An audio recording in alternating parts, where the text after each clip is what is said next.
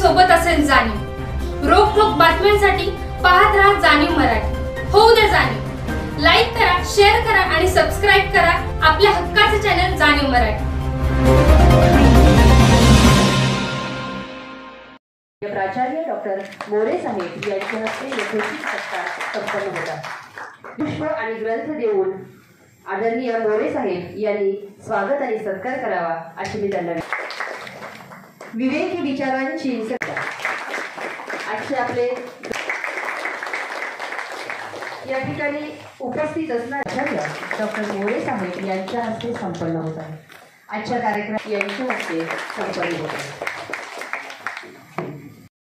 असूड या कविता संग्रहाचा प्रकाशन समारंभ आजचे सन्माननीय अतिथी माननीय किशोर बेडकिहाळ सर, कार्यक्रमाला विशेष उपस्थित असणाऱ्या माननीय प्रमोदिनी मंडपे मॅडम, डॉक्टर हमीद दाभोलकर, महाविद्यालयाचे सन्माननीय प्राचार्य डॉक्टर मोरे साहेब तसेच इतर मान्यवरांच्या हस्ते या ठिकाणी दोनही ग्रंथाचा प्रकाशन समारंभ या ग्रंथाचा प्रकाशन सोहळा संपन्न झालेला आहे।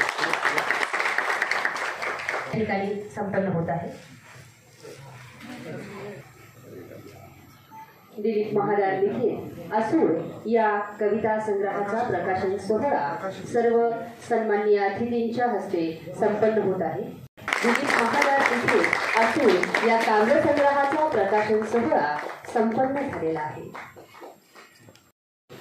अनुभव आहे जो अनएक्सपेक्टेड पद्धतीचा अनुभव होता तो, म्हणजे या पुस्तकाची जी जडणघडण झालेली आहे ती खूप आगळ्या वेगळ्या पद्धतीने झालेली आहे। म्हणजे हे खरं तर पुस्तक असं कोणी विचार केलाच नव्हता ना, सरांनी केला होता ना मी केला होता। राहिली गोष्ट म्हणजे ते व्हॉट्सअपचा विषय होता। व्हॉट्सअपवर वेगवेगळे मेसेजेस येतात, शेकडो मेसेज येतात। शक्यतो मी अवॉइड करतो व्हॉट्सअपचे मेसेज वाचणे, शक्यतो मी ते काळजी घेतो की त्यातलं मी कुठलाही कंटेंट वाचत नाही। आणि योगायोग होतं की 100-150 मेसेज पडलेले होते महादेव सरांचे, पण ते प्रत्येक काव्य होती वेगवेगळ्या प्रकारची। पण काय होत होतं की इतर लोक इतके कॉन्ट्रोवर्शियल मेसेज पाठवतात आणि काही पाठवतात, आणि ते व्हॉट्सअप युनिव्हर्सिटी सगळ्यांना माहितीच आहे की त्यातला कॉन्टेंट काय असतो, काय लेवलचं असतं, काय दर्जाचं असतं। त्यामुळे शक्यतो अवॉइड ते ऑटोमॅटिकली होत होतं। आता सरांचा खरं तर तो पिंड त्यांचा व्यवसायाचा पिंड आहे, आणि मला अपेक्षित नव्हतं की एखाद्या विचारवंतांनी जर किंवा एखाद्या साहित्यिकाने मेसेज पाठवला तर आपण उघडून पाहत होतो की नक्की काय पाठवले। पण सरांचा मला कधी वाटलं पण नव्हतं सर त्या लेवलचं किंवा त्या धाटणीचं लिखाण करतात। मी सहज तो मेसेज ओपन केला आणि त्यांची एक कविता वाचली। मी एक कविता वाचल्यानंतर मी खाली वरती स्क्रोल करत गेलो। स्क्रोल करत गेल्यानंतर मी त्यांना डायरेक्टली फोन केला आणि म्हणलं सर भेटू शकतो का आपण? ते म्हणले काय विशेष? म्हणलं आपण भेटूया म्हणलं। आणि मग भेटल्यानंतर त्यांना सांगितलं एवढं तुम्ही सुंदर म्हणलं लिखाण करताय, तुम्ही व्हॉट्सअपवर चुकीच्या ठिकाणी म्हणलं तुमची एनर्जी वाया घालवताय म्हणलं। तर त्यात पण त्यांना ते सहसा ते रुचलं नाही, की बाबा त्यांना असं वाटलं असेल कदाचित न्यूनगंड असेल की बाबा आपलं पुस्तक आपण छापू शकतो का नाही। कारण की सर्वसामान्यपणे विचार करायचा झाला तर लोक शक्यतो म्हणतात की आम्ही पुस्तक छापूच शकत नाही, कारण की ते कदाचित आतून न्यूनगंडाचा भाग असू शकतो किंवा आपण करू शकत नाही किंवा आपलं हे पुस्तक असू शकतं असं वाटू शकत नाही। मग तरीही त्यांना मी मोटिवेट केलं आणि त्यांना सांगितलं की प्रोडक्शनचा जो विषय असेल तो मला माहीत आहे, कारण की मी स्वतः कादंबरी लिहिलेली आहे, हे 2 पुस्तकं लिहिली, त्यामुळे मी तुम्हाला सहकार्य करू शकतो। मग त्या आधारावरती सरांना मी सहकार्य केलं आणि त्यातून हे पुस्तक आकारास आलं। त्याबद्दल त्यांचा हो आणि नाही हा त्यांचा विषय होता, त्यामुळे त्यांनी होकार देऊन हे पुस्तक छापायला जो हिरवा कंदील दाखवला त्याबद्दल सर्वप्रथम त्यांचा अभिनंदन करतो। भारतीय महिला आज आद्य भारतीय महिला शिक्षिका क्रांतिज्योती सावित्रीबाई फुले यांची जयंती, त्यांना प्रथम वंदन। तसेच या प्रकाशन सोहळ्याच्या निमित्तानं महात्मा ज्योतिराव फुले, महर्षी विठ्ठलरामजी शिंदे, प्रकांड पंडित बाबासाहेब आंबेडकर, शिक्षण महर्षी कर्मवीर भाऊराव पाटील आणि विद्यार्थी माता लक्ष्मीबाई पाटील या महामानवांचे अंतःकरणापासून स्मरण करतो। तसेच या विचारमंचावरील विराजमान या प्रकाशन सोहळ्याचे माननीय अध्यक्ष प्राचार्य मोरे सर, माननीय राऊत सर, माननीय दाभोलकर सर, माननीय वाघमारे सर, आदरणीय मंडपेताई आणि आपण सर्व सुजाण रसिक श्रोते, आसूड काव्यसंग्रह हे माझ्यासारख्या सामान्य व्यक्तीचं पहिलंच पुस्तक. कोरोनाच्या पहिल्या लाटेतील सक्तीच्या लॉकडाऊनमधील मोकळ्या वेळात सहज सुरू झालेला माझा लेखन प्रवास आज पुस्तक प्रकाशनापर्यंत पोहोचलेला आहे. लिहिलेल्या काही कथा आणि कवितापैकी काही कविता पुस्तक रूपानं आणण्यात प्रथम वाचक माझी पत्नी लक्ष्मी, मुली सारिका रवी दळवी आणि सोनाली पराग ठोके, मुलगा महेश, सून मानसी, बहीण कांता रोहिदास डोईफोडे, ही सारी घरची मंडळी. त्याचप्रमाणे व्हॉट्सअपवरील अनेक वाचक मित्रांच्या उत्साह वाढवणाऱ्या प्रतिक्रिया आणि गोड आग्रह, यातूनच या पहिल्या काव्यसंग्रहासाठी तुषार बोकेफोडे या युवा आणि धडपड्या तरुण मित्राने चांगलाच पाठपुरावा केला. त्याला कातळ चित्रचे प्रकाशक श्री अनिकेत फरांदे यांनीही चांगली साथ दिली. आसूड या काव्यसंग्रहाची अतिशय सुंदर आणि विस्तृत प्रस्तावना प्राध्यापक मान्य वाघमारे सरांनी खूप छान लिहिलेली आहे. तसेच जिथं आडेल तिथं मार्गदर्शनासाठी तत्पर असलेले गुरुवर्य श्री व सौ मडतेजी, मित्र संतोष ढगे व जयवंत भिसे आणि या विचार मंचावरील मान्यवर ज्यांना मी आजवर लांबूनच कुतूहलाने पाहायचो, अशी दिग्गज मंडळी आज माझ्या आसूड या काव्यसंग्रहाला आशीर्वाद देण्यासाठी प्रत्यक्ष उपस्थित आहेत. ही माझ्यासाठी फार मोठी अपूर्वाईची गोष्ट आहे. या सर्वांनीच आपलेपणातून केलेले सहकार्य, मदत, प्रेरणा यामुळेच या विचारमंचावर मी माझ्या काव्यसंग्रहासह तुम्हा रसिक श्रोत्यासमोर उभा आहे. जे न देखे रवी ते देखे कवी या पुन्हा प्रतिभावान कवीच्या ओळी सर्वांनाच परिचित असल्या तरीही मी सुरुवातीलाच स्पष्टपणे कबूल करतो की कवी म्हणून माझी नजर इतक्या लांबची मुळीच नाही. मी नजरेच्या टप्प्यात जे प्रत्यक्ष दिसेल तेवढेच बघतो. त्या पलीकडच्या ब्रह्मांडातील काल्पनिक जग रंगवत बसत नाही. त्यामुळे माझ्या कवितांमधून न दिसणाऱ्या गोष्टींचे विद्वत्ताप्रचूर शब्दातील कल्पनारम्य भावविश्व तुम्हाला आढळणार नाही. माझ्याकडे मुळातच जे नाही ते मी कसं देणार. म्हणूनच या काव्यसंग्रहातील कविता सत्याशी सहज जवळीक जोपासणाऱ्या, समोर दिसणाऱ्या वास्तवाशी थेट संवाद साधणाऱ्या आणि अवास्तवतेला प्रश्न विचारणाऱ्या असं आसूड या माझ्या काव्यसंग्रहातील कवितांचं एकूण स्वरूप आहे. गाण्यानेच जीवन सार्थक यासारखे सत्कर्म अन्य नाही आणि सर्वश्रेष्ठ मानव धर्मात यासारखा दुसरा आनंद नाही. जयंती, पुण्यतिथी, वाढदिवस वृद्धाश्रमात साजरे करूया. जयंती, पुण्यतिथी, वाढदिवस वृद्धाश्रमात साजरे करूया. अनावश्यक खर्चाऐवजी गरीब विद्यार्थ्यांना मदत देऊया. आधुनिक शिक्षण, वैज्ञानिक दृष्टिकोन, स्त्री सन्मान जपीत आधुनिक शिक्षण, वैज्ञानिक दृष्टिकोन, स्त्री सन्मान जपीत विश्वगुरू आणि उच्च भारतीय संस्कृतीचं हेच तर आहे गुपित. अशा अनेक कविता तुम्हाला आसूड या काव्यसंग्रहात दिसतील.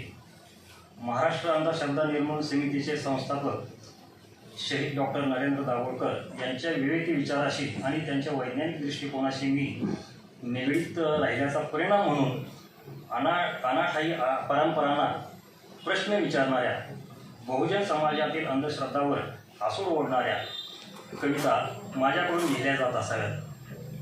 आसूडमधील अशा विद्रोही कविता समाजातील जवळपास 80 ते 90% लोकांना आवडणार नाही याची मला कल्पना आहे. पण मला अशी खात्रीसुद्धा आहे की अशा लोकांना या कविता नक्कीच विचार करायला लावतील. मंचावर आज 3 जानेवारी 2024 प्राचार्य मोरे सरांच्या अध्यक्षस्थानी संपन्न होत असलेला हा छोटासा परंतु विचाराचा हा समारंभ आहे. या विचाराच्या समारंभाचं औचित्य विठ्ठलरामजी शिंदे आणि क्रांतिज्योती सावित्रीबाई फुले यांच्या अभिवादनाचं आहे.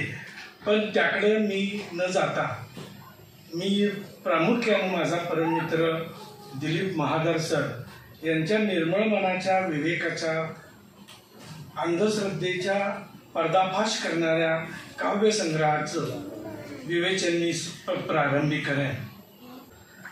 आसूड हा फुल्यांच्या काळापासून मराठी साहित्यामध्ये मराठी वाचक विश्वावरती उगारला जातो आहे. पण मराठी वाचक विश्व आसुडाच्या चापकाच्या फटक्याने अजून काही सुधारलेलं दिसत नाही. या अंधश्रद्धेच्या, कर्मकांडाच्या, दैववादाच्या, शरणवादाच्या व्यवस्थेला असे लक्षावधी हसूड आज त्याची गरज आहे. रामाच्या तिथून सुरू करून खालीपर्यंत व्यवस्थेला त्याची गरज आहे. चमत्कारजन्य व्यवस्थेवरती प्रहार तर करायलाच हवा, पण त्याचबरोबर व्यवस्था विचाराच्या परिशीलनातून, चिकित्सेतून, तार्किकतेतून, बुद्धिप्रामाण्यवादाच्या विचारातून पुढं समाज व्यवस्थेतली विचार प्रक्रिया पुढे विकसित झाली पाहिजे. आपण केवळ तात्कालिक आणि जुजबी किंबहुना महत्वपूर्ण काही वेळा जरी असलं तर हा स्थितीप्रिय समाज विचाराने सहजासहजी हलत गौरवशील विचाराने हलतो, पण आत्मटीकेचा प्रहार यामुळे या समाजाच्या मानसिकतेवर काही एक परिणाम होत नाही असं दिसतंय. याचं मुख्य कारण या समाजामध्ये धर्म आणि जाती व्यवस्था खूप गंभीर तळातळामध्ये विषारी पद्धतीनं घुसलेली आहे. ती मानवी मेंदूमध्ये, नेणिवेमध्ये आहे.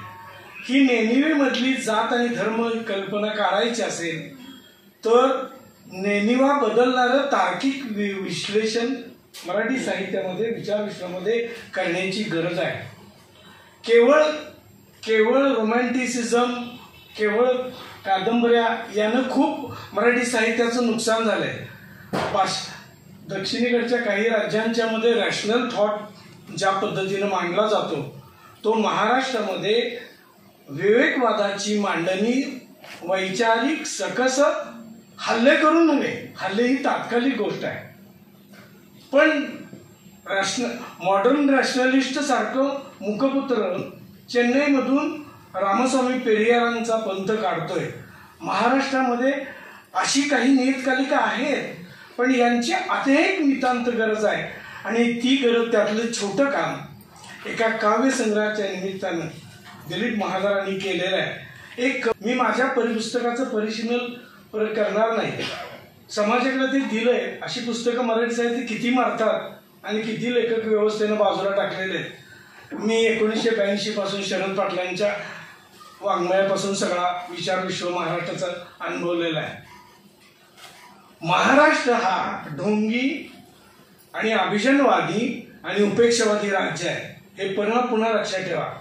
इथे विचाराचं मौलिक महत्तम असं स्थान समाज मनामध्ये स्वीकारण्याची उदारता मनाची महाराष्ट्राच्या अद्याप निर्माण झालेली नाही, केलेली नाही, कुणा करण्याची इच्छा पण नाहीये. याचं कारण विचाराचं राजकारण करून महाराष्ट्र हा 2 राज्यांच्या मध्ये बेफर स्टेट आहे. दक्षिणेकडून द्रविड विचार येतोय नास्तिक परंपरेचा, उत्तरेकडून हिंदुत्वाचा विचार महाराष्ट्राला रेटतोय आणि महाराष्ट्र असाच धरसोड वृत्तीनं गेली 1.5 शतके महाराष्ट्र असाच कधी सुधारक, कधी सनातन, कधी विवेक, कधी अस्पृश्यते निर्मूलन, कधी चौखेडा. महाराष्ट्र हा नेहमी द्विभंगलेलं राज्य आहे विचाराच्या पातळीवर. आणि मग मी गेल्या वर्षी विचाराचं राज्यकारण नावाची गोष्ट महाराष्ट्रात चालते का आपल्याला किती कळते. आपण केवळ होयबा आणि समर्थनाच्या भूमिका घेतो आणि सुधारकांना अंधारात उपेक्षेत कसं टाकलं जातं. आता सुधारकांचे जातीय पंथ देवारे तयार झालेले आहेत आणि ज्या समाजात सुधारकांचे जातीय देवारे तयार होतात त्या समाजाचा वैचारिक मृत्यू तात्काळ होणार आहे. आणि हा मृत्यू टाळायचा असेल तर जातीविहीन विवेकवादाची, बुद्धिप्रामाण्यवादाची, यहवादाची विचारसरणी प्रत्येकाला जोपासण्याशिवाय आधुनिक महाराष्ट्र घडले नाही, बदलता भारत घडले नाही. व्यवस्था संरचना खूप बदलते, पण सडक्या आणि नासक्या प्रवृत्तीच्या मनोवृत्तीचा महाराष्ट्र हा जर उदारमतवादी यहवादी बनवायचा असेल तर इथे बुद्धिप्रामाण्यवाद, यहवाद, ईश्वरवादाच्या विरुद्धची परखड टीका आणि चिकित्सा ही मनामध्ये रुजवावी लागेल. की इथे थॉट ऑफ पॉलिटिक्स महाराष्ट्रात खूप चालू आहे.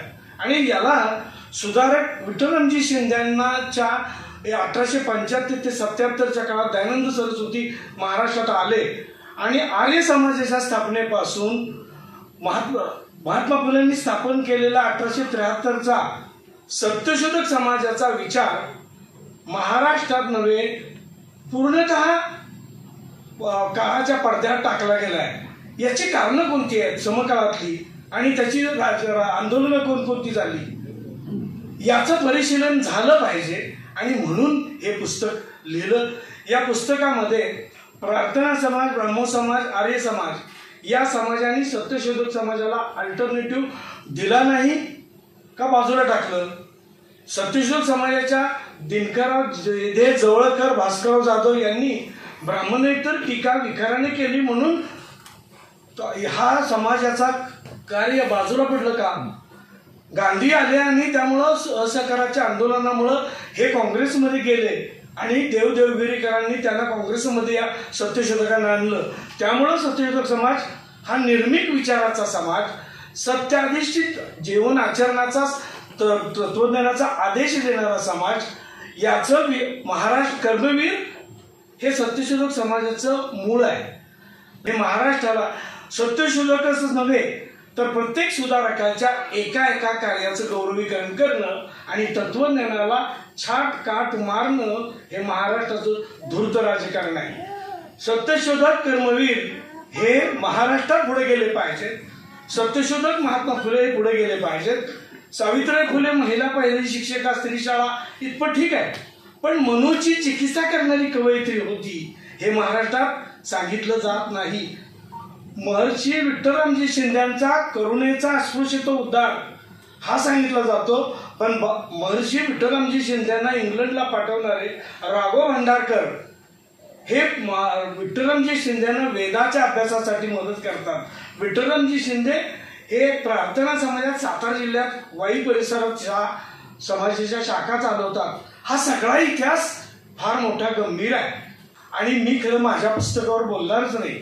या पुस्तकाचा मृत्यू झाला हरकतच नाही, पुस्तकाची दखल घेतली हरकतच नाही. अशी पुस्तकं मराठी साहित्यात किती मेले, किती सुधारक मेले. मी माझं पहिलं पुस्तक दाभोळकरांच्या स्मृतीला 2014 मध्ये वाहिलंय. मला पुस्तकातलं कौतुक नाही, विचाराचं कौतुक, परिशीलनाचं कौतुक, चिकित्सेचं कौतुक, त्याच्यावरचं डायलेक्टिकल थॉट पुढे कसा जाईल याकडं मराठी समाज, मराठी वाचक कधी जातील त्याची आशा वाटते.